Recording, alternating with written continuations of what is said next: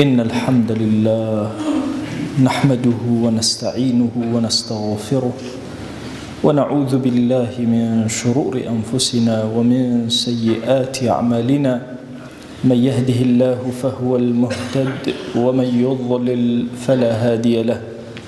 أشهد أن لا إله إلا الله وحده لا شريك له وأشهد أن محمدًا عبده ورسوله يا أيها الناس اتقوا ربكم الذي خلقكم من نفس واحدة وخلق منها زوجها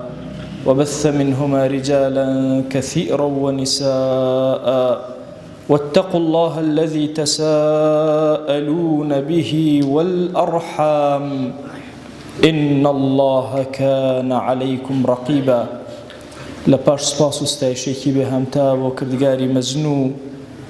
داواکردنی درود و ڕەحمەت و سەرگیانی پاکی پێشەوەی مرۆڤایەتی محەممەد صلی الله تعالی عليه وسلم. باسکردنی گەورەکانی ئوممەت یەکێکە لەو باسانەی کە تەسکیە و تەربیەی ئینسان ئەکا. بۆ یە کاتێک ئیمام ئەبوو حەنیفە فەرمێ ئەگەر خەڵکی بە باسی ئاگر و دۆزەخ نەترسان فەوەعظوهم بذکر الرجال، بە باسکردنی پیاوە گەورەکان وەعزیان کەن و ئامۆژگاریان کەن، چونکە ئەوە ئەبێتە سەرەتایەکی تەسکیە و تەربیەی زۆر گەورە لە ئینسانە. گەورەترین کەس لە تابعیەکان کێیە؟ عولەمای ئومەتی ئیسلامی سێ ڕەئیان لەسەر ئەمە هەیە. هەندێکیان ئەفەرمون سەعیدی کوڕی موسەیەبە، هەندێکیش ئەفەرمون حەسەنی بەسریە، هەندێکیش ئەفەرمون ئوەیسی قەڕەنی. لە کوردەواری خۆمانە ئەڵێن وەیسی قەڕەنی، لە ئەسڵان ناوەکەی ئوەیسە، هەمزەیەک لە پێشەوەیەتی. ڕۆژێکیان پێغەمبەریان صلی الله عليه وسلم دانیشتبوو، یەکێک لەو کەسانی کە لە حوزوریە بوو ئیمامی عومەر بوو و لە صحیح مسلمە واردە، فەرمووی يأتي عليكم أويس بن عامر، ڕۆژێک یەتە پێشەوە ئوەیسی کوڕی عامر یێت سەردانی ئێوە ئەکا ئەیبینن مع ئەمداد ئەهل اليمن، لەگەڵ خەڵکی یەمەن و کاروانەکانی یەمەنە بەڕێ ئەکەوێتە ئێرە مەدینە، من مراد ثم من قەڕەن، لە بنەماڵەیەکی زۆر گەورە یا با بڵێن شوێنێکی زۆر گەورە لە ناو یەمەنە کە مەنتیقەی مرادە یا عەشرەتی مرادە، مرادیەکانن. لە ئەسڵا لەوانە و ورتریش لەوان سوچی بنەماڵە هەیە کاتە بنەماڵەی قەڕەنیەکان. مواصفاتەکانی پێغەمبەر صلی الله عليه وسلم ئەڵێ، ئەفەرمێ كان به برص فبرأ منه إلا موضع درهم، تووشی نەخۆشی بەڵەکی بوو، لاشەی سپی بوویەوە، دوعای کرد چارەسەر بوو تەنها شوێنی درهەمێک، ئەندازی درهەمێک چەندێکە ئەوەندە ماوە کە هێشتا چاک نەبووە. له والدة هو بر بها، دایکێکی هەیە زۆر چاکەکارە لەگەڵ دایکەکەیە. لو أقسم على الله لأبره، ئەگەر ئەم کەسە داماوە قوربە سەرە سوێن بخوا بڵێ خوای ئەبێ ئەو شتە جێبەجێکەی بۆم بۆی جێبەجێک، ئەوەندە فەزیلەتی گەورەیە، ئەوەندە لای خوا گەورەیە. ڕوو ئەکاتە ئیمامی عومەر فەرمێ فإن استطعت أن يستغفر لك فافعل، ئەی عومەر ئەگەر ویستە یا بینیت داوای لێخۆشبوون بکە لێی، ئەگەر توانیت داوای لێخۆشبوونت بۆ بکە خوا لێت خۆشت. ئیمامی عومەر ڕەزا و ڕەحمەتی خوای لێبێ ئەم کەلیماتانەی پێغەمبەر صلی الله عليه وآله وسلم زۆر بەهەند وەرەگرێ. بۆ یە کاتێکە بوو بە خەلیفەی موسڵمانان هەموو ساڵێ لە کاروانی حەج ئەگەڕا، بەناو یەمەنیەکانە ئەوی کەسێکتان تێیە بە ناوی ئوەیس، دەنگ و باسی کەسێک ئەزانن بە ناوی ئوەیسی کوڕی عامر. لە یەکێک لە ساڵەکانە ڕووی کردە حەجاجەکان، وتیان وەڵڵاهی کەسێکە زۆر گوێ نادێنێ لەگەڵ وشترەکانمانە لەوێ. ئەفەرمێ ئیمامی عومەر تەشریفی چوە خزمەتی، وتی تۆ ئوەیسی کوڕی عامیری؟ بەڵێ. لە عەشرەتی مرادی؟ بەڵێ. قەڕەنیت؟ بەڵێ. نهێنیەک هەیە ئایا پێشتر تووشی بەڵەکی بوویت و هەمووی چاک بێتەوە دوعا بکەی ئیلا شوێنێک نەبێ؟ تی ئەرە وەڵا ناوکم بە ئەندازی درەمێکی لێمەوە چاک نەبووەوە دوعام کردو خۆیان شیفام بدە بەڵام بەشێکی بهێڵەرەوە بۆی دائیمە ذیکر و یادی تۆ کرد بۆی بزانم کە نیعمەتێکی زۆر گەورەت پێدام لە یادی نەکەم ئەو نیعمەتە نەخۆش بووم و چاکت کردومەتە دایکت هەیە بەڵێ دایکێکم هەبوو وەفاتی کردووە ئیمامی عومەر ئەفەرمێ وەڵڵاهی گوێم لێ بوو پێغەمبەرگیان صلی الله علیه و آله وسلم ئاوای ئەوت ئەمە شەدە بێنە پێش چاوی خۆتان ئەبێ ئەم ئۆیسە چەند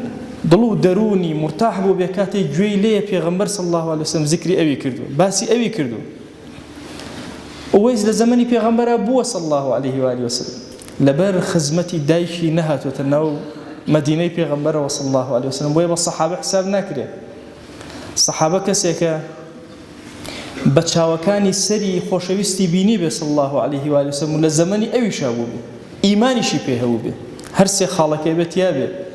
ئەم ئیمانی پێ بووە لە زەمەنی ئەوە بووە بەڵام لەبەر خزمەتی دایکی نەیتوانی بە دیداری خۆشەویست صلی الله علیه و آله وسلم شاد بێ بۆیە هەندێک لەوانەی کە ئیمانیان بە پێغەمبەر هێناوە صلی الله علیه وسلم و بە حزوری نەگەیشتن یەکێک لەوانە بریتیە لەوەی کە ئۆیسی قەڕەنیە وەکو لە فەرمودەکەی پێغەمبەر صلی الله علیه و آله وسلم باسی کراوە ئیمامی عومەر فەرمووی چیت ئەوێ بابۆت بکەم فەرمووی وەڵڵاهی ئەمەوێ بەرەو کوفە بڕۆم فەرمووی ئەگەر ئەڵێ با نامەیە بنووسم بۆ گەورەی ئەوێ و بێ پێشوازیت کە ئەمیری ئەوێ فەرمووی نا وەڵڵا ئەمەوێ لەگەڵ غوبەڕای عامەتی خەڵکە بۆ خۆم بژیم وەی کەس نەمناسی ڕیوایەت زۆرە لەسەر ئۆیس کەمێکیان صحیحن زۆر ڕیوایەتی مەوضوع و ضعیف هاتووە ئەمەی کە عەرزتانەکەم بەشی صحیحەکەیە ئەفەرمێ هات لەناو کوفەیە خەڵک نەیئەناسی هەتا وەکو خەڵکی کوفە هاتن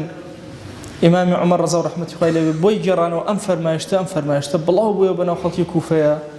کاتێ زانیان ئەو کەسەی کە ئەوان هەندێک جار ئەڵێن ئەمە لە کوێوە هاتووە نە ئەهلی کوفەیە و نە کەس ئەزانێ وەچەی کوێیە اینجا زانیان ئەوە ئۆیسی قەڕەنیە کە زانی کەشە بوو لەوێش خۆی ون کرد بۆیە لەو خۆ ونکردنە زۆر ڕیوایەتی سیر و سەمەرە دروست بووە لەسەر ئەوەی چۆنە بۆیە لە هەموو وڵاتێکە گۆڕستانێکیان بۆ داناوە شوێنێکیان بۆ داناوە شوێنی وەیسە بە کوردستانی خۆشمان ئێمە سوود لە صحیحەکان وەرئەگرین ئەم فەرمایشتەی پێغەمبەر صلی الله علیه و سلم سەرنجی ئێمە زۆر ڕائکێشێ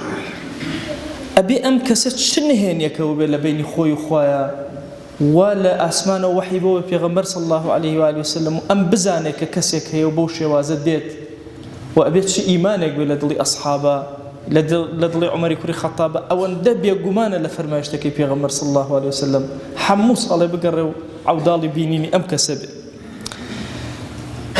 ئەبێت چاکەکاری لەگەڵ دایک و باوکە چەند گەورە بێ ئۆیس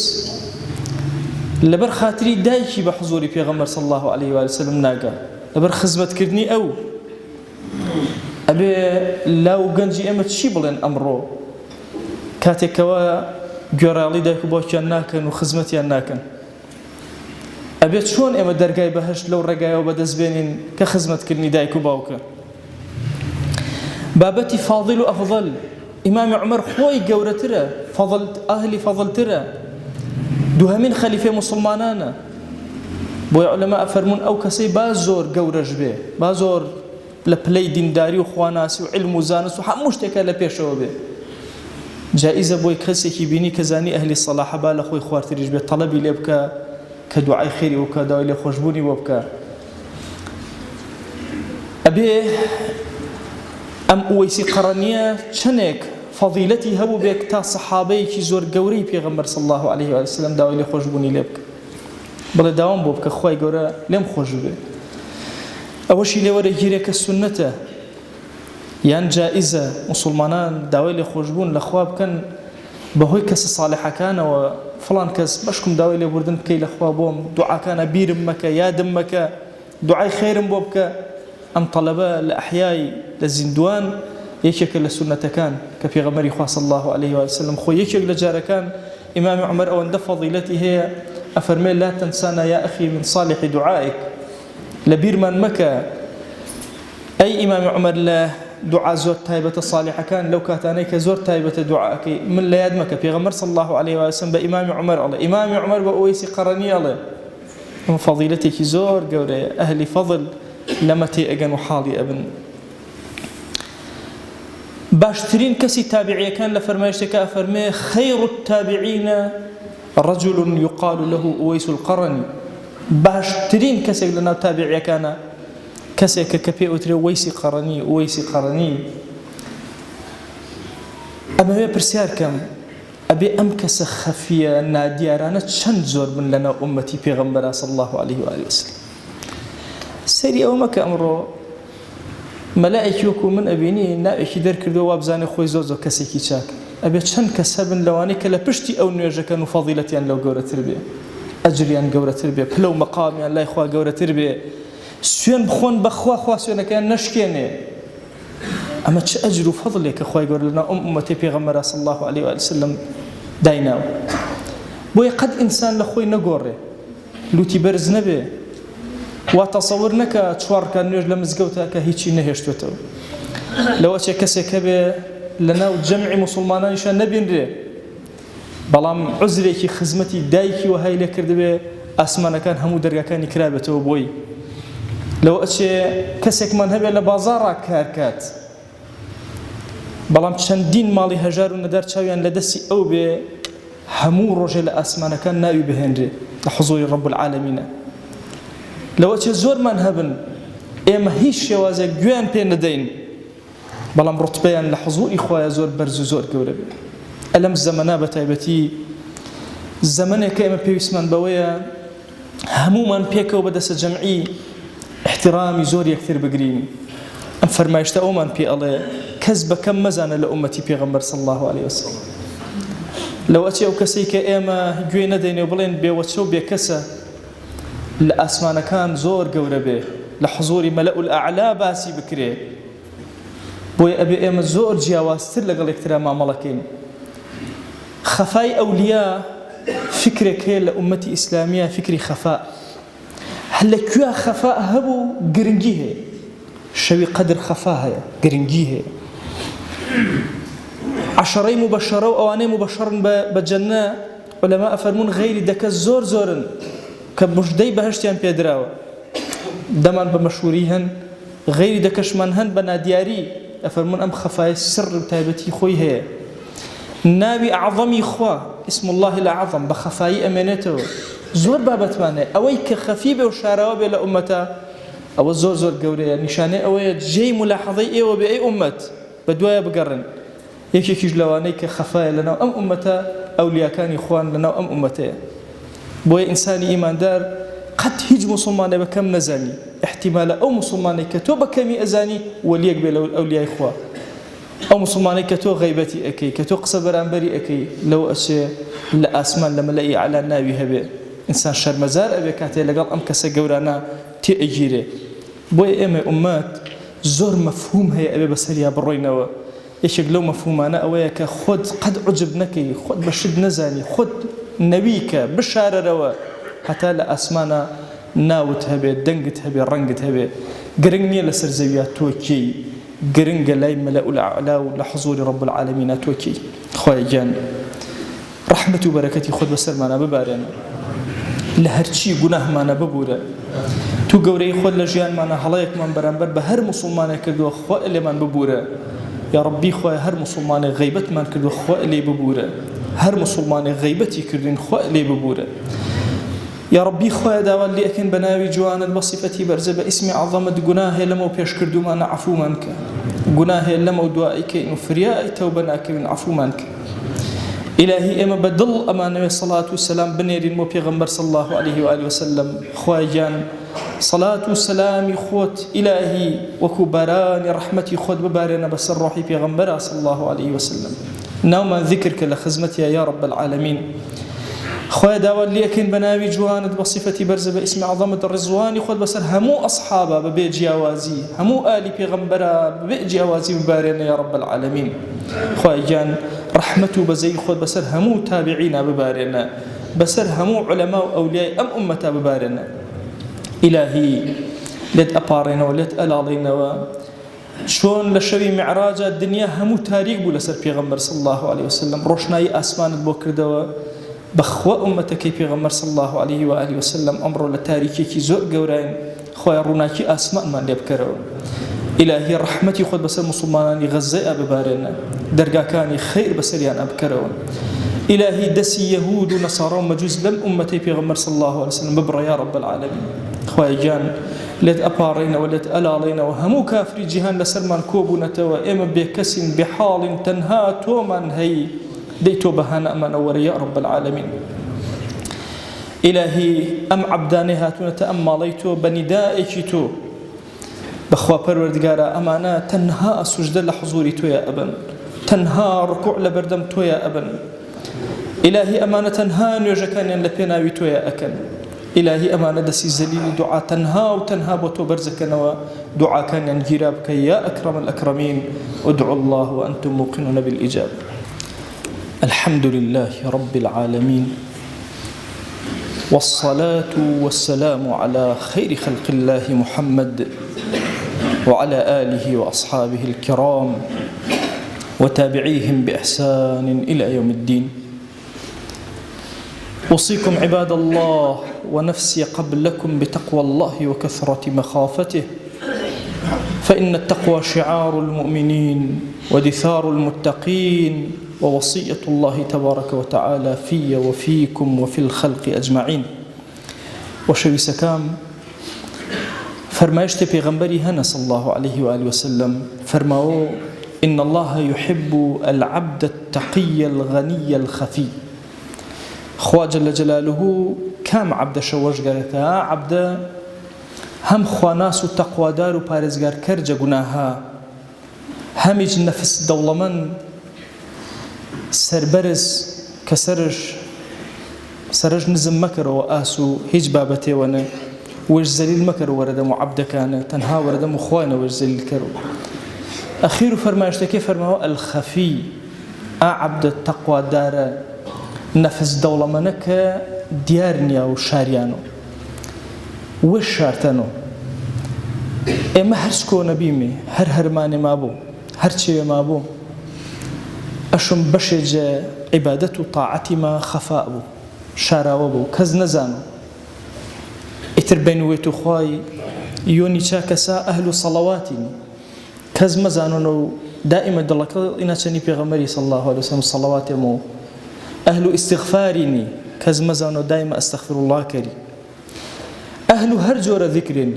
أهل شونماني أهل قرآنني أشم إلا تشيما بو مع عائشة فرماوا وشوي صلى الله عليه وسلم فرماواش هر کس تاونا با خبئ وجبو تشوي شارع وجبو بين ويشو خواي آتشي والنهينية بس ويشو خوازانا عبداتيش سركرو بلو سرش کس ما مزان مي كام برو بهشتو من المجورو كام ذكرو إما تاومي رحمة خواي بدز بارمي أشم هر يوزي إما عبداتي وتايبته وما بو فربا تايبت خريكش بيني خواناسي وفر خاص ما فرماشتكي فرماو عبد خفيك فريني يوشا ويسي قرني ينجا عبد خفيك كفرماشتكا بيغمبرنا صلى الله عليه وسلم نامج آمان چني آني چمكش بيغمبرشا نضيا صلى الله عليه وسلم بلام دلكش وروحكش چنيج بين وشويس فرماو خاصترين كسو تابعيك ويسي قرنية دائما أشي زمن وفتنة وفساد وكافر كاري جهاني نكا قرشا قرد دنيا برو كفر وخراب كاري وفساد وإفساد برو أشم إما إيمان دار مقاومة ما كردب ورانورو إي كفر جهانيو بعبداتي وفرا نهيني وما فرا تايبت وما كسبنا ما نزانو بس وما خوازانا بو مرجع عباتا قوربو رنقا تنها دلي باكلبو كدله هيس قيني وجنين سنة وشوي زيارة جار شايتيش دابا كسي وفرماواج إن أهل بهشتين تنها دلكش قين جورا مسلمانات سنة النبي إما أشم أشي آرونا كزمن وفتنة وفسادين فره هرمانا كرمسرو إي بشايا إي لاينيك تاومي خواناسي وما شارميوه عبداتي وما شارميوه بعض عبادتي ما هني بيوك بنا ما كريا شريعتي شنين يرى هر أشم بيوك كرمشة بعض ترى ما بيو النشاط بيلا كرمشة إن غير واجباتي والسنن ومحاسن إيماني بلام إلا هر يوجا إيما أشم بري وجبونا كتقجبو وانا كس أجرش نبو بري وأسمعي تو تقج دي وانا كز أجرش تو نبو ئابەرێکێک کە تەقەژمەڵێوەنە وێڵ بزانە حەزڵ جە چێشیە چکوێنە ڕسقا خوا تەوزیعش کرد هەن ڕەنگە فرە ئازا بۆ شۆمانە هەن ڕەنگە ڕۆسێنە فرە ئازا بوو هەن قورئان واناینە هەن ذیکرەنە ئەشم سڕێ وەڵ بۆ بینوێت و خوای ئی سڕەیە پارێزنی خۆشی عولەما گەورەکەی کاتێک کە باس و یەکتریشە کردنە فەرماوەشە قەدەس الله سره خوا سر و عالمە گەورەیە پارێزنە بنمونە ابن القیم زادنا بە ابن تەیمیە فەرماوە کە مامۆساژ بێن ماچۆ قەدەس الله سره خوا سڕەکەیش پارێزنە ئی سڕە پارێزنایە ئانەکە تۆ هەر یۆجە ئێمە ئەشم چێ وەژوە بین وەش و خوای فرە سادقانە و ڕازگۆیانە چەنی خوای ئاچێوەیە جێبەجێکەرەوە حتا خوای گەورە وەژبەری خێریش بۆ نەکەرەوە و بۆ یۆ بۆ چا کەسا کە سەرفراز بوو سەرکەوتە بوو چار ڕۆینەکە بە حزور خوای شاو بوو خوای داواوە نەکەرمێ ئەگەر چی ئینامێ زەمەنێ فرە خراپەنە بەڵام تۆ وەڵما بژارە کەرەمە پا عەبدا کە هەم تەقیە بە هەم غەنیە بە هەم خەفیە بە یا رب العالمین خوای گیان داواوە نەکەرمێ جەگەر دوو گوناها کاماوەش بە أمة پیغمبری صلى الله عليه وسلم يا ربي خواه وزا سر قاچكاوج بقوة شاكرو عدالة جهاني شادوبنا وأوصيكم أيضا بالصلاة والسلام على رسول الله صلى الله تعالى عليه وسلم حيث أمرنا الله تبارك وتعالى في محكم تنزيله قائلا إن الله وملائكته يصلون على النبي يا أيها الذين آمنوا صلوا عليه وسلموا تسليما اللهم صل على سيدنا محمد وعلى آل سيدنا محمد وبارك على سيدنا محمد وعلى آل سيدنا محمد كما صليت وباركت على إبراهيم وعلى آل إبراهيم إنك حميد مجيد اللهم اغفر للمؤمنين والمؤمنات وللمسلمين والمسلمات ولمن أنشأ هذا المكان اللهم أعز الإسلام والمسلمين وأهلك الكفرة والملحدين اللهم انصر من نصر الدين واخذل يا رب من خذل الإسلام والمسلمين اللهم آت نفوسنا تقواها فزكها أنت خير من زكاها أنت وليها ومولاها آمين آمين والحمد لله رب العالمين أقم الصلاة يرحمك الله